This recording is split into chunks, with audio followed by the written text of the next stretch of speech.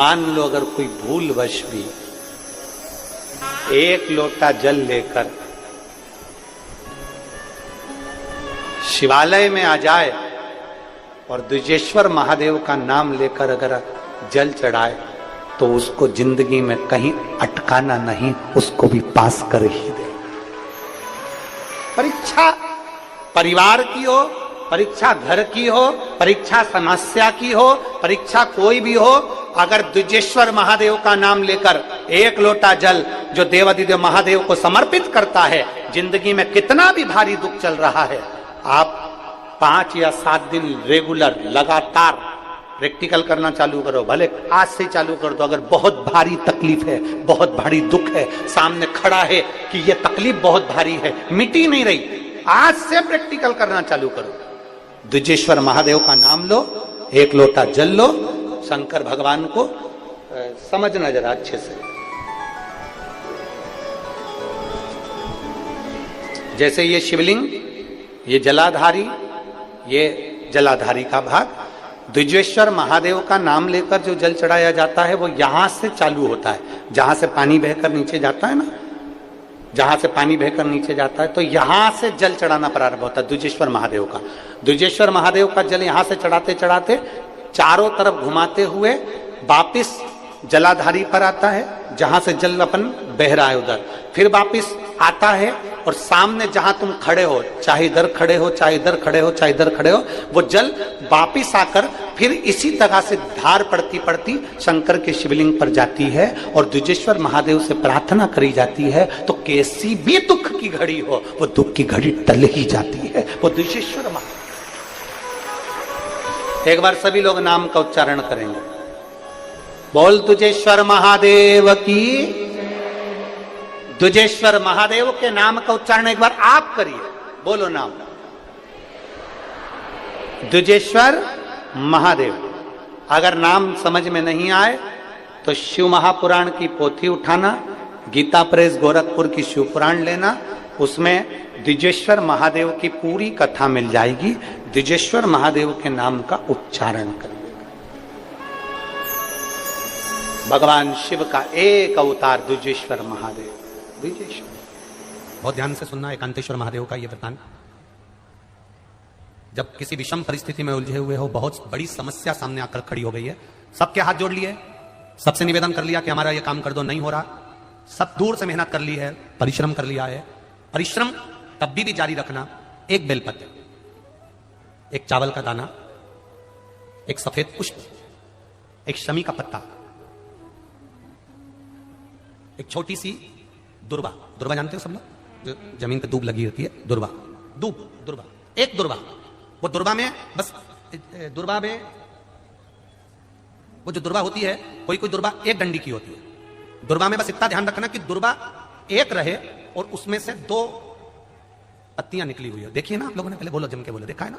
दुर्वा एक हो और 2 पत्ती की हो, एक ही कहलाई। 2 पत्ती निकली हुई दुर्वा, एक श्वेत पुष्प, शमी का पत्ता, बेलपत्र, चावल का एक दाना। एकांत में कोई शिव मंदिर हो, अगर मंदिर ना हो तो एक छोटा सा पार्थिव शिवलिंग का निर्माण किसी पेड़ के नीचे एकांत में जाकर पूजन कर कर, आराधना कर कर, घी का दीप लगाकर एक एक सामग्री शिव जी पर अपने मन की कामना कर कर समर्पित करना प्रारंभ कर दीजिए। शुरुआत दुर्वा से करना।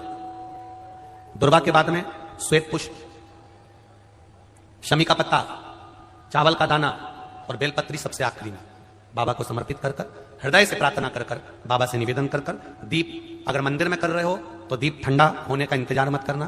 अगर पेड़ के नीचे एकांत में शिवलिंग का निर्माण कर कर पूजन कर रहे हो तो दीप ठंडे होने का इंतजार करना। दीप ठंडा हो जाए तब भगवान शिव को ले जाकर विसर्जन करना। जो एक बेलपत्री है बस उसको घर लेकर आना, बाकी का सब विसर्जन कर कर आना। मेरा एकांतेश्वर महादेव उस कार्य में सफलता प्रदान कर दे। एकांतेश्वर महादेव की आराधना।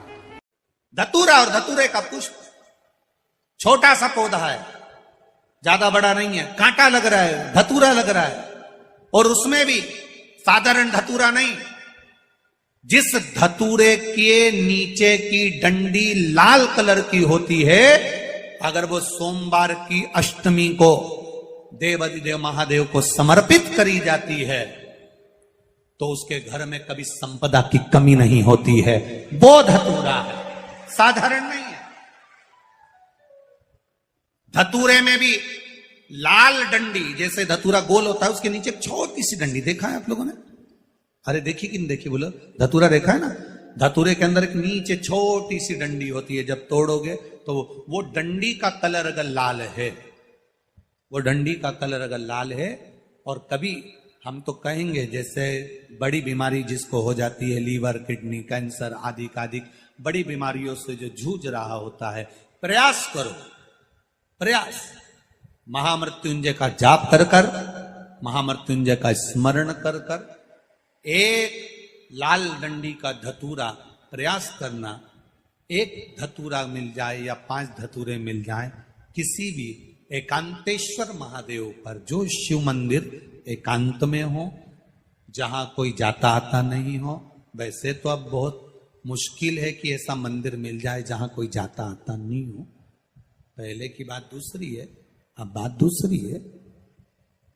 फिर भी कहीं आप रोड पे से निकल रहे हो, एकांतेश्वर महादेव अगर आपका दिख जाए, बहुत बीमारियों से ग्रसित हो, तो भी महामृत्युंजय जाप का स्मरण कर कर या किसी विद्वत ब्राह्मण जन से महामृत्युंजय मंत्र का जाप कराकर, या भगवान शिव के मंत्र का जाप स्वयं कर कर, वो भी ना बने तो पंचाक्षर मंत्र नमः शिवाय, षडाक्षर मंत्र ओम नमः शिवाय, या श्री शिवाय नमस्तुभ्यम जप कर वो लाल डंडी का धतूरा 5 एकांतेश्वर महादेव को आप समर्पित कर सकते हो। रोग थम जाएगा, जो दवाई खाओगे वो शरीर को लगना प्रारंभ हो जाएगी और आप स्वस्थ होना प्रारंभ हो जाएंगे। अगर बड़ा रोग को ज्यादा क्रोध आता है, जो बच्चे ज्यादा चिड़चिड़ प्रवृत्ति करते हैं, क्रोध बहुत आता हो,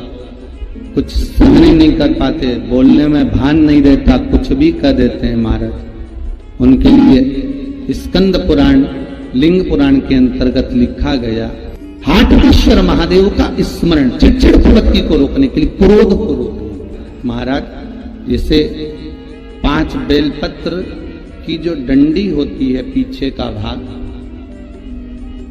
ये जो भाग है पीछे का, 5 बेलपत्र की डंडियों को शंकर भगवान के दोनों चरणारविंद के, अर्थात जहां से जल बहता है अशोक सुंदरी का जो स्थान है उसके पीछे, मतलब जहां से जल गिर रहा है बस आखिरी का सिरा, उस जगह पर इन 5 डंडियों को भगवान शिव के हाटकेश्वर महादेव का नाम लेकर। कौन से महादेव? हाटकेश्वर, अर्थात जो हटीले महादेव, हाटकेश्वर महादेव।